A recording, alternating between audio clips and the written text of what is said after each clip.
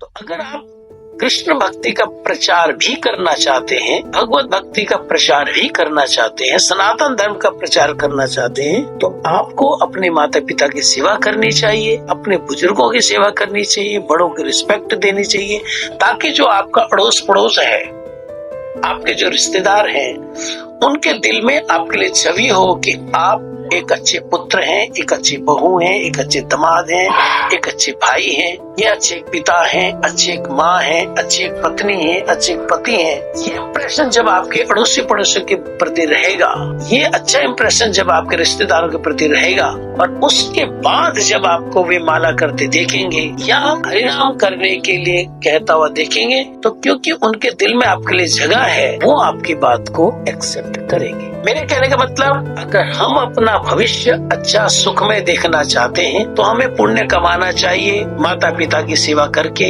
बड़े बुजुर्गों को रिस्पेक्ट देकर अथवा बड़े बुजुर्गों की सेवा करके। अगर हम अपने बच्चों के अच्छे संस्कार बनाना चाहते हैं, तो हमें बड़े की सेवा, माता पिता की सेवा करनी चाहिए। अगर हम अपना बुढ़ापा अच्छा काटना चाहते हैं, तो भी हमको माता पिता की सेवा, बड़े बुजुर्गों की सेवा, बड़ों को रिस्पेक्ट देनी चाहिए, तभी हमको मिलेगी भविष्य में रिस्पेक्ट व सुख।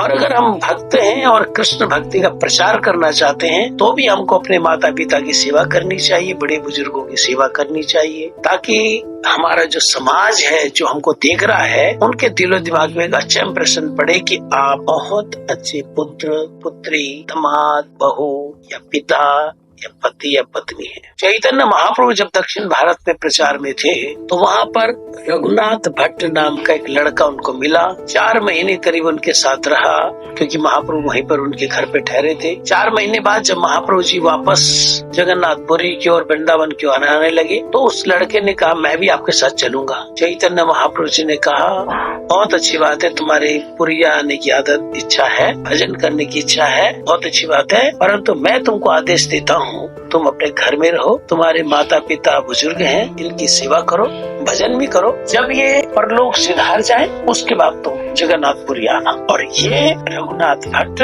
जिनको चैतन्य महाप्रभु ने पिता माता की सेवा करने के लिए आदेश दिया था, ये बाद में एक महान वैष्णव आचार्य बने। चैतन्य महाप्रभु जी ने अपने जीवन काल में संन्यास लेने के बाद भी अपनी माता जी की बहुत सेवा करी। भगवान कृष्ण के बारे में प्रसिद्ध है कि उन्होंने माता यशोदा और अपने पिताजी नंद महाराज के लिए वो सब कुछ किया जो एक अच्छा पुत्र करता है। वो हर समय अपने पिता माता के सुख के लिए समर्पित रहते थे। भगवान कृष्ण के बारे में प्रसिद्ध है कि जिस कंस ने उसके पिता माता को कष्ट दिया, जिस कंस ने उसके पिता माता को जेल में डाला, भगवान कृष्ण ने उससे लोहा लिया और उसका वध किया और अपने माता पिता को उनके चंगुल से छुड़वाया। भगवान श्री राम के बारे में प्रसिद्ध है, प्रातः काल उठ के रघुनाथा, मात पितु गुरु नावहि माता। भगवान श्री राम प्रातः काल उठकर अपनी माताओं को, अपने पिता को, अपने गुरुजनों को प्रणाम करते, वो उनका सम्मान करते, उनकी सेवा करते। तो हम इन्हीं की संतान हैं, इसलिए हमें अपने